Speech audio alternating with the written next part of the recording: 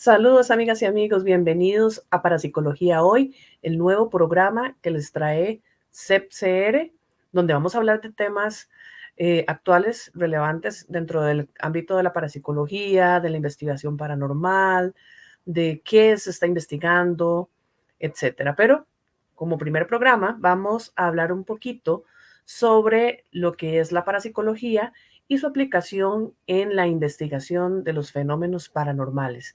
¿De qué nos sirve a los investigadores paranormales aprender parapsicología, entender qué se ha venido investigando en aproximadamente 110, 120 años que lleva la parapsicología de existir? Entonces, vamos a iniciar con el programa de hoy y nos vamos a referir a ese tema. Permítanme, ok. Entonces, como les decía, la aplicación de la parapsicología en el estudio de los fenómenos paranormales.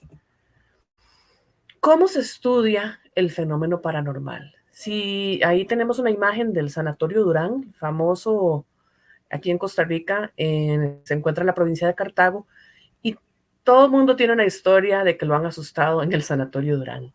Bueno, si a nosotros nos llamaran o si ustedes quisieran investigar, ¿de qué forma se realizaría esa investigación?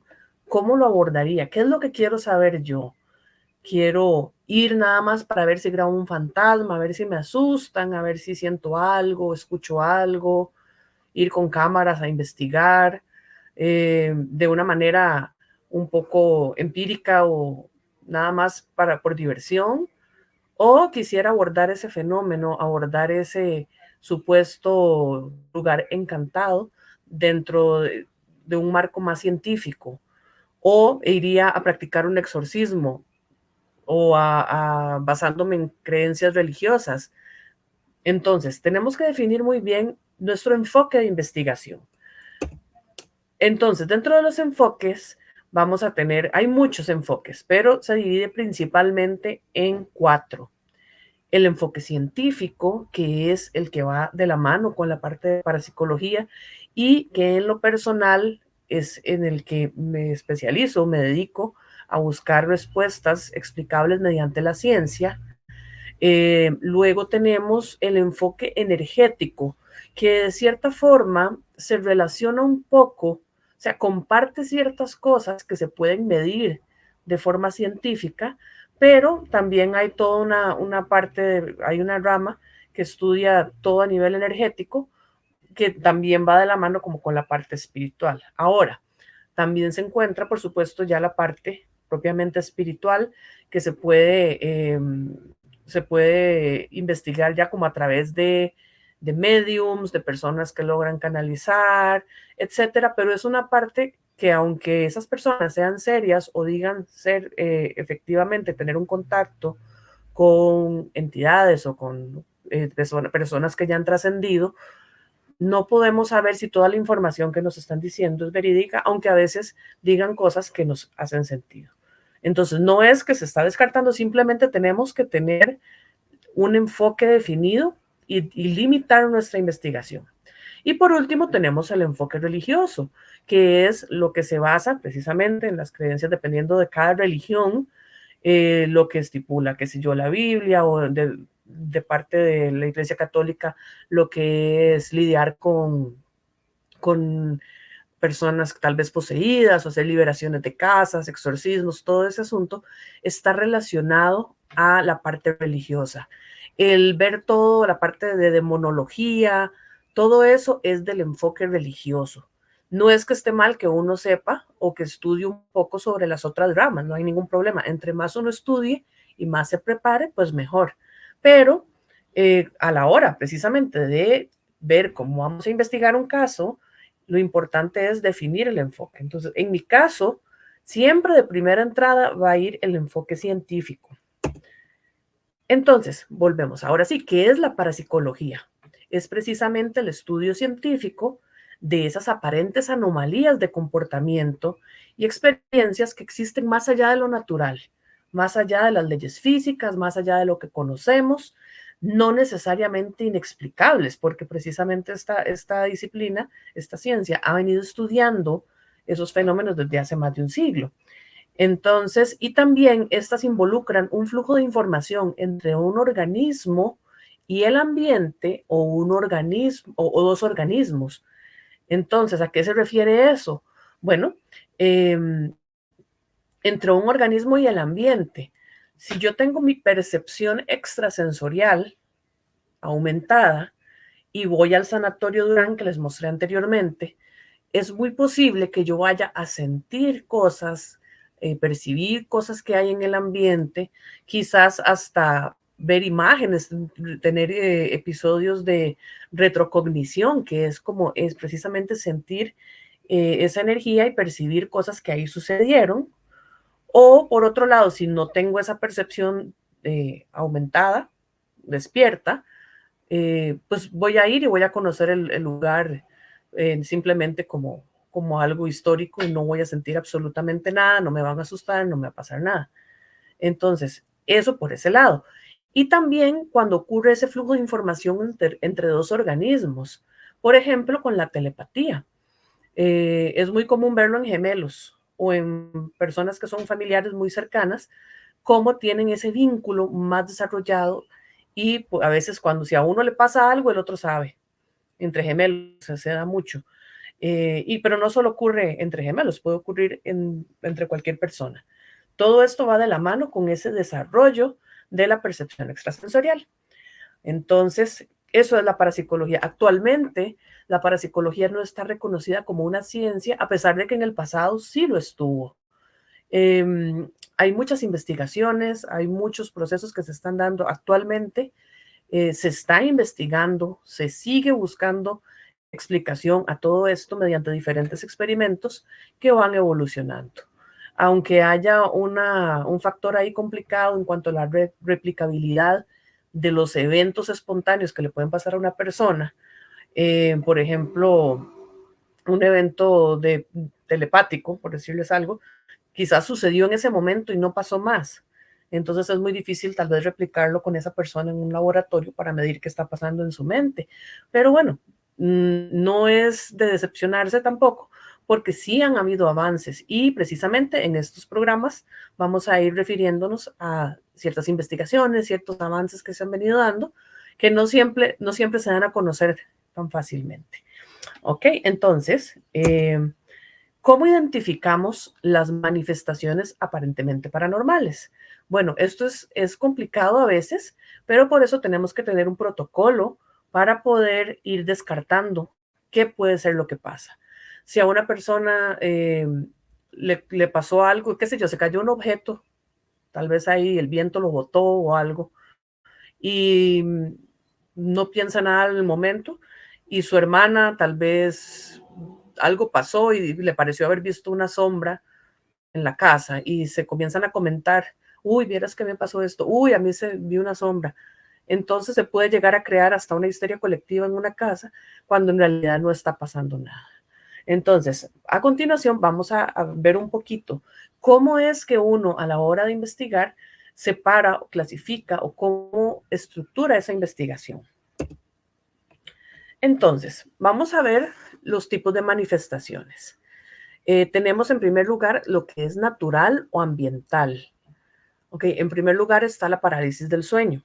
Esto es muy común confundirlo con una experiencia paranormal y eh, hay que analizar cada caso en particular para ver si efectivamente es un trastorno del sueño relacionado a las apneas del sueño, como es la parálisis, o si fue un episodio de otra cosa, lo que experimentó la persona.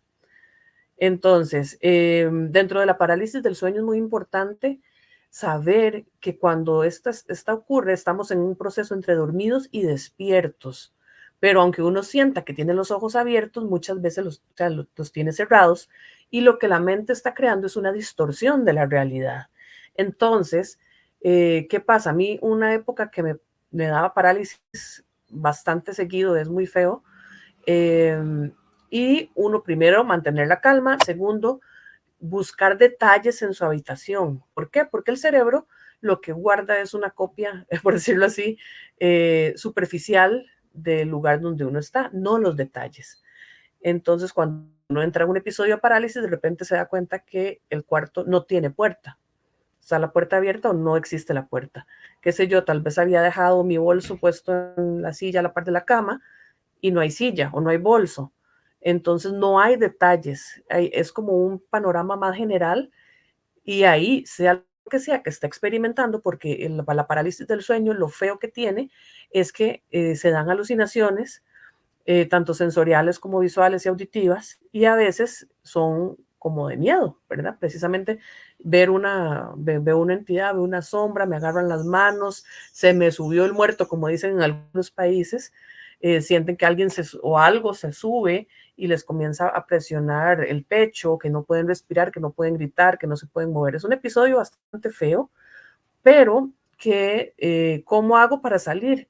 Bueno, manteniendo la calma, tratando de despertar, la respiración siempre va a estar en control, digamos, siempre van a poder estar en control de su respiración. En mi caso, cuando entraba en parálisis, empezaba a respirar lo más fuerte que pudiera, pues para que mi esposo me escuchara y me moviera, me despertara para poder salir. Si no tienen a alguien que les pueda ayudar, básicamente es mantener la calma y concentrarse en moverse para poder despertarse.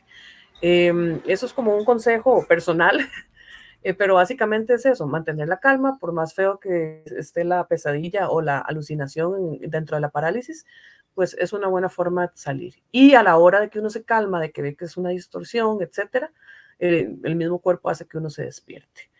Luego tenemos las alteraciones ambientales. Por ejemplo, cuando hay campos electromagnéticos elevados. Y aquí entramos con la parte para la que verdaderamente usamos los equipos, los aparatitos famosos K2 de detección de campos electromagnéticos. ¿Por qué? Porque se ha comprobado que cuando el cerebro está expuesto a campos eléctricos y electromagnéticos elevados por muchas horas, se pueden producir alteraciones y la persona puede alucinar o puede sentirse muy incómodo y también puede presentar algunas dolencias como dolores de cabeza, mareos, etcétera. Entonces, ¿qué pasa? Uno llega a un lugar, dicen es que en aquel cuarto siempre mi hermana se siente observada, ha visto sombras, se siente muy incómoda, anda muy cansada, ha estado, seguro le echaron una brujería porque ha andado con muchos malestares, etcétera. Y a la hora de investigar, bueno, esto que les estoy comentando, pues es un ejemplo nada más, pero recuerdo un ejemplo de un libro que sí fue investigado por Persinger y Coren, que una muchacha viviendo este tipo de fenómenos, y lo que pasó es que tenía una cama que tenía respaldar de metal y le habían regalado un reloj para la mesa de noche que emitía campos altísimos y eso más el metal se amplificaba y una vez que se eliminó esa fuente de campos a la par de la cama, imagínense toda la noche con eso ahí, pero era exagerado lo elevados que estaban. Entonces lo retiraron el reloj y la muchacha dejó de tener esos episodios, se quitó. Entonces no era un evento paranormal, era algo natural que estaba afectando el organismo de esta persona, el cerebro de esta persona. Entonces, para eso es que uno hace esas lecturas de campos electromagnéticos, porque pasa muchísimo que está mal entubado, que hay algún aparato funcionando mal y que la persona está expuesta a eso todo el día. También puede pasar con la acidez del agua en lugares que esté contaminado, que esté muy cerca de volcanes, que el agua llegue un poco más ácida y puede producir algo similar. O también la hipoxia, falta de oxígeno, cuando son lugares muy, muy cerrados, con muy poca ventilación, muy pocas salidas de aire. Entonces, la falta de oxígeno puede causar alucinaciones. Entonces, todo eso hay que revisarlo porque recuerdo otro caso donde el poner un respiradero en un lugar muy cerrado hizo que lo que estaban viendo en esa habitación se quitara. ¿Ok? Y bueno, también tenemos toda la parte de manifestaciones psicológicas que pueden ir ligadas ya sea a fenómenos como la pareidolia, que es como cuando el cerebro interpreta lo que está viendo y le busca una forma. Por decirles algo, cuando uno ve las nubes y les busca formas de animalitos, cuando aparecen, qué sé yo, en alguna fruta o en la madera, que se ve como una cara, pero no es que hay una cara, simplemente el cerebro lo interpreta como una cara. Es buscar esa forma similar, por ahí no olvidé ponerlo acá en la presentación. Bueno, durante los atentados del 9/11, que en el humo salía, se veían como caras y la gente decía que se veía la cara del diablo, no sé qué, no sé si lo recuerdan. Esos son pareidolias, son formas que se ven y el cerebro lo asocia y busca como caras.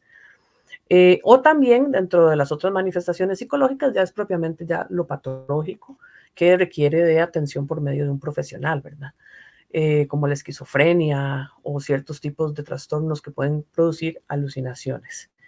Entonces, primeramente descartamos eso. Si es necesario el apoyo por el lado de la psicología o la psiquiatría, pues se habla con la persona que esté presentando los problemas para que pueda ser atendido adecuadamente. Y dentro del campo de lo parapsicológico, ya lo que vamos a estudiar, tenemos 3 ramas. La rama que estudia la percepción extrasensorial, la rama que estudia el fenómeno psicoquinético o de acción de la mente sobre la materia, y la hipótesis de la supervivencia del alma. Entonces, ¿qué son estas? Bueno, los fenómenos residuales se asocian a la parte de percepción extrasensorial. Bueno, dentro de este campo también se estudia la telepatía, la clarividencia, la precognición, la psicometría, etcétera. Luego, en otro programa vamos a hablar de ellos en detalle. Pero ¿a qué voy con esto? Que hay algo que se conoce como el síndrome de casa embrujada, que está asociado a lo que les expliqué al principio, de que si yo tengo esa percepción aumentada y yo voy a un lugar donde hubo mucho sufrimiento, donde quedaron como energías ahí, eh, entonces yo puedo llegar y percibir y recibir esa información que hay en el lugar. ¿Cómo es que queda esa energía de forma residual en el lugar? Pues se dice, no hay una explicación definitiva, hay varias hipótesis al respecto, pero una de ellas es que precisamente la emoción fuerte y el sufrimiento y también los materiales con que está construido el lugar ayudan a que se dé esa captura de energía, por decirlo de alguna forma. Luego tenemos la parte psicoquinética, el fenómeno psicoquinético, que dentro de entra lo que es el movimiento de objetos, la manipulación de aparatos electrónicos, por ejemplo, cuando hay una persona que uno conoce que siempre toca una computadora y la daña, todos los celulares los daña, y le dicen que vaya a sacar copias y ya dañó la fotocopiadora. Entonces, son personas que siempre tienen una interacción negativa con la tecnología. Bueno, eso también han habido investigaciones recientes y está comprobado que sí sucede científicamente. Entonces, lo vamos a ir conversando también más adelante. Pero dentro de esta acá hay una que se ha satanizado mucho y ha sido muy popular, que es el poltergeist. El poltergeist originalmente se conocía como, bueno, según su traducción del alemán, espíritu burlón. En Europa más que todo, estaba asociado a cualquier fenómeno que estuviera asociado al movimiento de objetos por parte de una entidad o por parte de una persona viva. Actualmente, la hipótesis más aceptada es que se necesita una persona viva que se le llama el agente poltergeist para producir todos esos fenómenos. Actualmente se le llama fenómeno psicoquinético espontáneo recurrente. ¿Por qué? Porque esto pasa a cada rato. En cambio, está el poltergeist, que está asociado como a los lugares, que es un porcentaje muy, muy bajo, que supuestamente es producido por algún tipo de energía o entidad inteligente que esté en ese lugar, pero es una minoría. Entonces, ¿qué es lo que pasa? Dejando ahí entre paréntesis esa minoría, vamos a enfocarnos un poquito en el fenómeno psicoquinético producido por un agente vivo. ¿Qué es lo que pasa? Que hay personas que, así como pueden tener la percepción extrasensorial aumentada, tienen esa capacidad psicoquinética y inconscientemente, en vez de somatizar cualquier cosa que estén viviendo, cualquier problemas familiares, estrés, etcétera, depresión, ansiedad, en vez de tal vez somatizar a una gastritis o a una migraña, ellos la canalizan sin querer hacia afuera y se descarga y se mueven los objetos. Entonces, ese proceso de descarga es conocido en la psicología como psicorragia, y la energía que no vemos, esa energía que no sabemos su origen, pero que provoca estos movimientos, se conoce como telergia. Entonces, muchas veces cuando hay una investigación, la gente cree que está la casa embrujada, que ahí hay seres oscuros, etcétera, que quién sabe qué pasó, y están muy, muy asustados, y se hace todo el análisis, y hay una persona, por ejemplo, personas que le llaman la atención a uno en la adolescencia, personas que estén sufriendo cambios hormonales fuertes.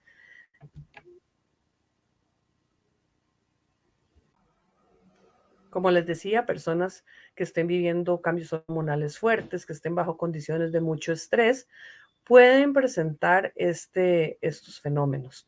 Entonces, hay personas con trastornos hormonales que dejan de tomar sus medicamentos, por ejemplo, personas hipotiroideas, o que han dejado los tratamientos, que una vez que se les recomienda volver a su médico para revisar cómo anda ese problema hormonal, cómo canalizar el estrés, se les explica que ellos pueden ser el agente psicoquinético, etcétera, entonces el problema tiende a mejorar.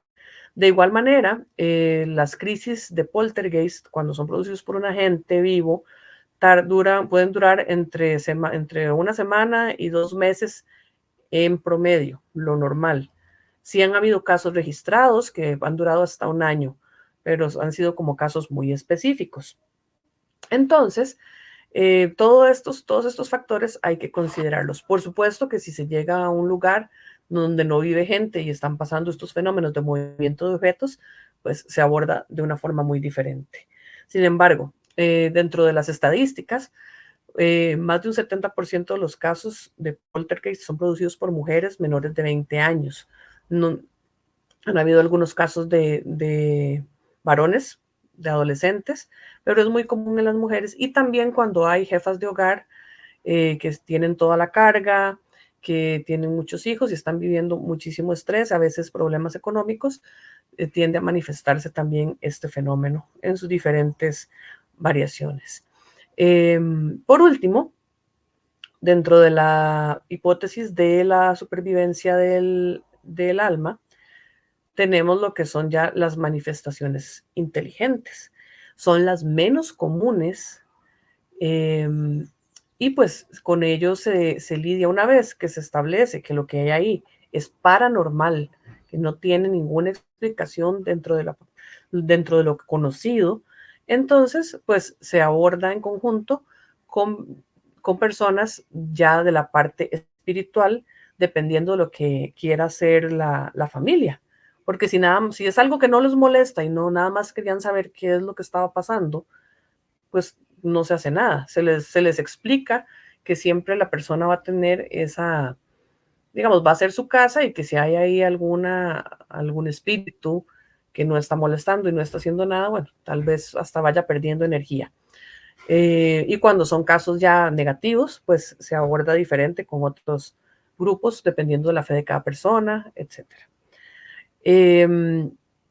Sí es importante decir que el miedo es el factor que empeora todas estas situaciones. Entonces, siempre tenemos que tratar de ver esto de una forma objetiva, porque el miedo puede llevarnos ya sea a la histeria colectiva con la familia, o puede generar más estrés, o a veces hay casos combinados. Por ejemplo, podemos ver un fenómeno residual que, como les digo, es un fenómeno que no interactúa con el investigador ni con las personas que están en el lugar, simplemente es como una grabación. Siempre ven el mismo fantasma, por decirlo de alguna forma, haciendo lo mismo, asomado por la ventana, nada más. Y eso es lo que hace. Siempre ven a la dama de blanco ahí en la ventana, o al hombre del sombrero siempre lo ven caminando ahí en el balcón, por decirles un ejemplo. Pero no hay interacción, no pasa nada, no asusta a la gente, nada más es eso, es como una huella energética que quedó en el lugar. Entonces, pero ¿qué pasa si llega una persona con tendencia a ser un agente poltergeist a una casa, se pasa a vivir a una casa donde hay energía residual y estas apariciones le generan más estrés y comienza a ver escalar el fenómeno por la persona, no porque algo más esté pasando? Perfectamente se puede dar y esos son los casos combinados. Entonces, como les digo, esto es como armar un rompecabezas, hay que tener muchos protocolos, hay que ir comprendiendo todo esto. La verdad absoluta nadie la tiene. Sí se han venido probando cosas como que la percepción extrasensorial sí existe, como que el fenómeno psicoquinético sí existe, hay registros, hay estudios, eh, pero ahí vamos poco a poco entendiendo esto. Más adelante, en otros programas, vamos a ir refiriéndonos individualmente a cada fenómeno y si tienen algunas preguntas, nos lo pueden hacer, ya sea en nuestra página web o nos pueden escribir por nuestras redes sociales. Vamos a poner por acá. Aquí tenemos nuestra página para que nos sigan y pues por supuesto cualquier consulta que tengan se las podemos aclarar. Para mí ha sido un gusto estar con ustedes en este pequeño programa el día de hoy y nos vemos en otro video. Muchas gracias.